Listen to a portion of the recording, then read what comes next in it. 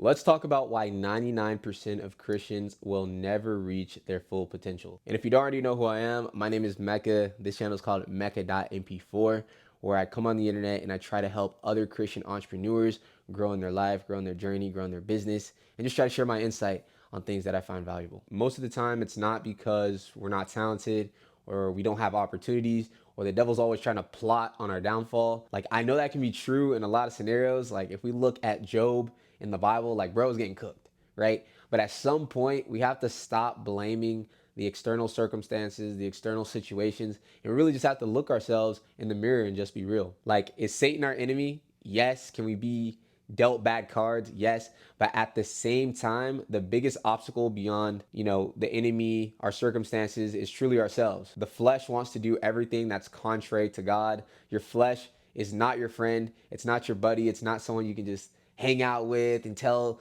your deepest, darkest secrets and jokes and stuff, right? No, like, the flesh is the very thing between you and perfection. The only thing that's keeping you from being 100% like Jesus. And too many Christians, we leave the flesh unchecked like it's some untrained dog, and it eventually grows up, right? That little dog that we leave unchecked, untrained, it grows up and it traps us. Eventually, we get to the point we start forgetting our convictions and we completely start ignoring God, right? On certain things we might have been convicted of in the past. And the truth is that the only difference between someone who succeeds in life and someone who fails in life is based on two simple categories: the ones who submit and the ones who don't submit. Let's think about the first group, right? So the ones who submit, we have them on this side. They say yes. We say yes to God.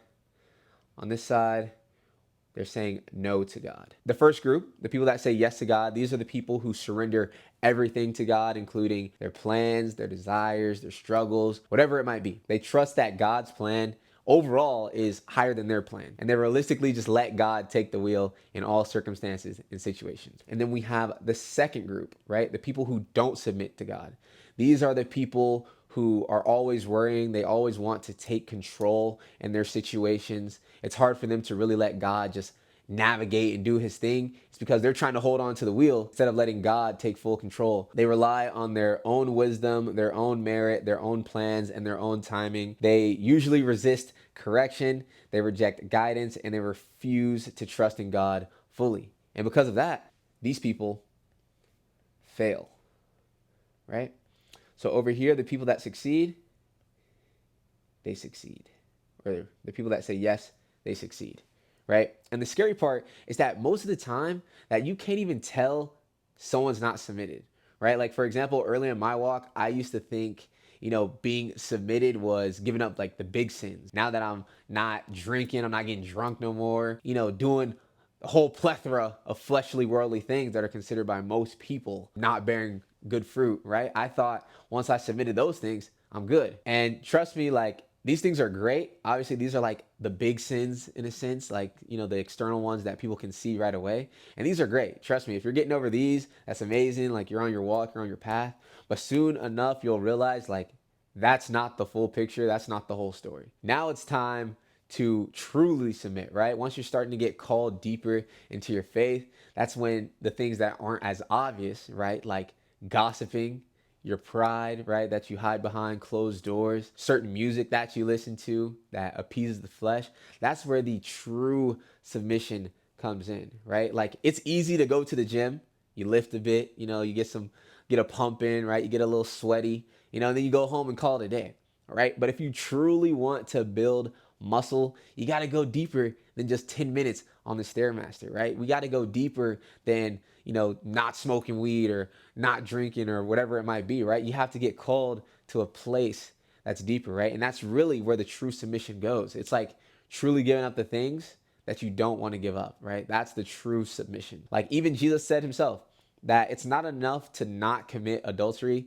Even looking at a woman with like that bad intent is still considered just as bad, right? It's like we have to get called deeper. It's just not face value that we have to look at.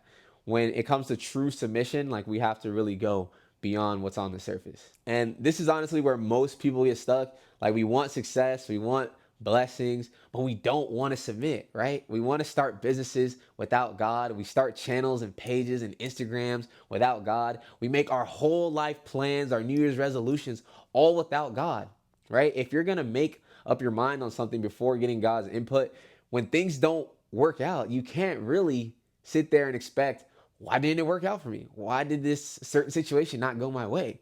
Newsflash, duh, you didn't make it with God in mind, right? So it's like, it's bound to fail. You know, God's really the master planner. So if you're trying to make a plan without the master planner, you know, you're going to be in a situation. And there's a verse that I love that explains this so clearly. People ruin their lives by their own foolishness, and then they're angry at the Lord, right? How are there so many times where people make their own decisions using their own free will, right? And then they blame it on God, right? There's so many things and situations and circumstances. Like, keep in mind, God uses everything for our good, for those who love the Lord. But if we're actively living in resistance, if it's hard for us to really submit to God, you can't be surprised when things don't go your way, right? Because you're trying to operate outside of God's will. And most Christians will never maximize the full plan for what God has for them.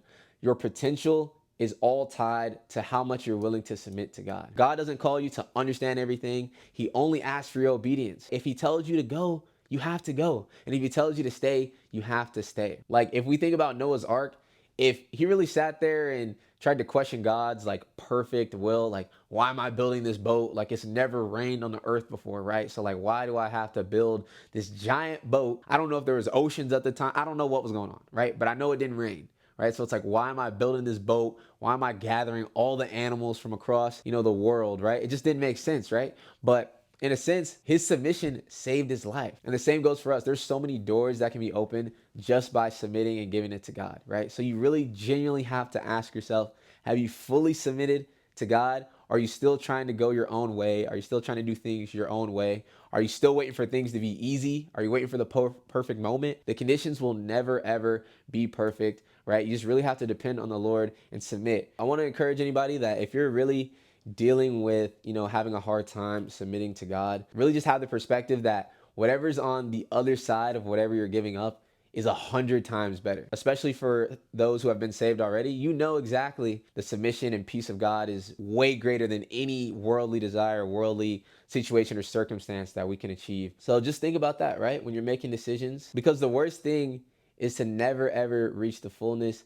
the full plan that God has for your life, just because you didn't want to listen and commit all your ways to the Lord. That would be such a sucky, I don't know, outcome, right? Like, obviously you're still saved, but it's like, it's like, dang, I could have been used to impact this amount of people or do this thing or been called to this, right? So it's like really truly submitting to the Lord, seeing how much God can really use you. Yeah, hopefully anybody got some value from that. If you're a Christian entrepreneur, you're starting a business, anything like that, you can join our free school community. It's called the Valuepreneurs. It's a kingdom community for Christian entrepreneurs. Link is down below. I'm excited to see how God's going to lead that and affect many, many more people. So anybody that heard this message today, I really just encourage you to really think about how much you're actually submitting to God. Are you giving your full to God? Or are you reluctant? Are you holding some things back, right? That could really be the catalyst for some real change in your life. So yeah.